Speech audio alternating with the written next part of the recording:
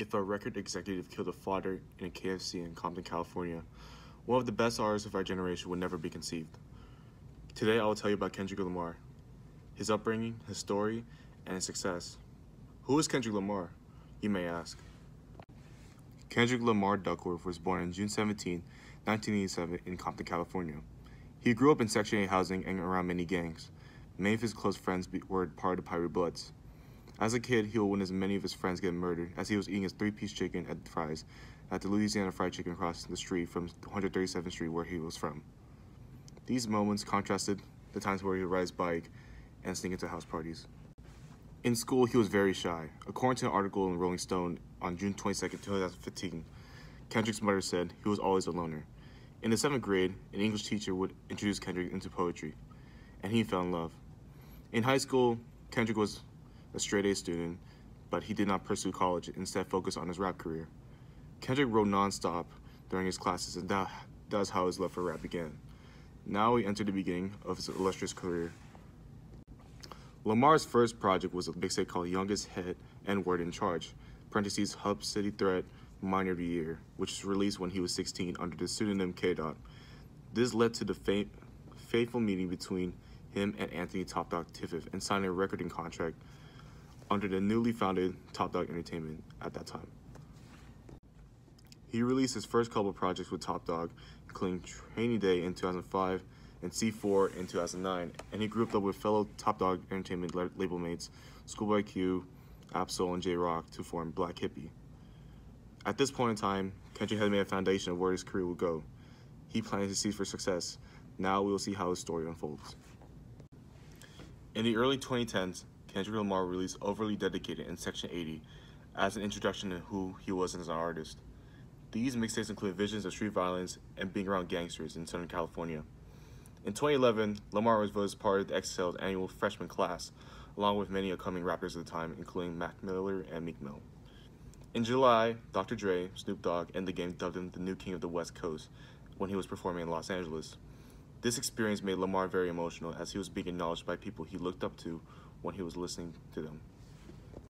In March 2012, Kendrick signed a deal with Interscope and Aftermath Entertainment, where he will drop Good Kid, Mad City that October. It will be jointly released with Top Dog Entertainment. Good Kid, Mad City was certified platinum 9 months after its release and received many Grammy nominations, including Album of the Year. In 2013, after touring with Kanye West, Kendrick told XXL that he will release a new album. In 2015, Kendrick Lamar released To Pimp a Butterfly to rave reviews. It is considered one of the greatest albums of all time and one of the greatest hip-hop records of all time. This album dove deep into the experience of a black man at that time and the politics surrounding that year. He also collaborated with Taylor Swift on a single called Bad Blood, which would be his first #1 hit on the Billboard Hot 100. In March 2017, Kendrick released Damn, including features from Rihanna, U2, and Zakari. The album would hit #1 on the Billboard 200, and the lead single, Humble, would reach #1 on the Billboard Hot 100. Kendrick was not done, however. Kendrick and TDE founder Anthony Tiffith will also curate the soundtrack for the movie Black Panther. Along with the soundtrack, he opened the 60th Annual Grammy Awards and won 5 awards, including Best Rap Album for Damn. After a 4-year hiatus, Kendrick Lamar announced his final TDE album on his website, Oklahoma.com. He finally returned to music on Family Ties, a song he made with his cousin Baby Keem. Kendrick will also be featured prominently on Baby Keem's first album, The Melodic Blue, which was released under PG Lang, Kendrick's media company. These albums and songs have led to many successes and a lot of money. This is where he will reap his benefits. Kendrick Lamar has won 13 Grammys, 2 American Music Awards, 6 Billboard Awards, 11 VMA Awards, and many, many more. He has won Best Rap Album for both To Pimp a Butterfly and Damn. Kendrick has done a Reebok partnership in 2014, and he has a collaboration deal with Nike that he signed in 2017. Kendrick launched PG Lang, which is described as a service company. Dave Free says it is not a record label, a movie studio, or publishing house.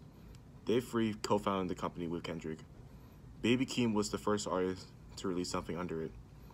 Kendrick's also done many tours. His first tour being the Club Paradise tour with Drake. He co-starred along with A$AP Rocky and 2 Chainz as well. His most successful tour was the Damn Tour, which grossed $41.4 million, and he co-headlined the championship tour with his fellow Top Dog Entertainment label mates. Kendrick Lamar has over 31 million monthly listeners on Spotify. His albums received many RIAA certifications, including Section 80 being certified gold, and To Pimp a Butterfly, Damn, and Could Get Mad City certified platinum.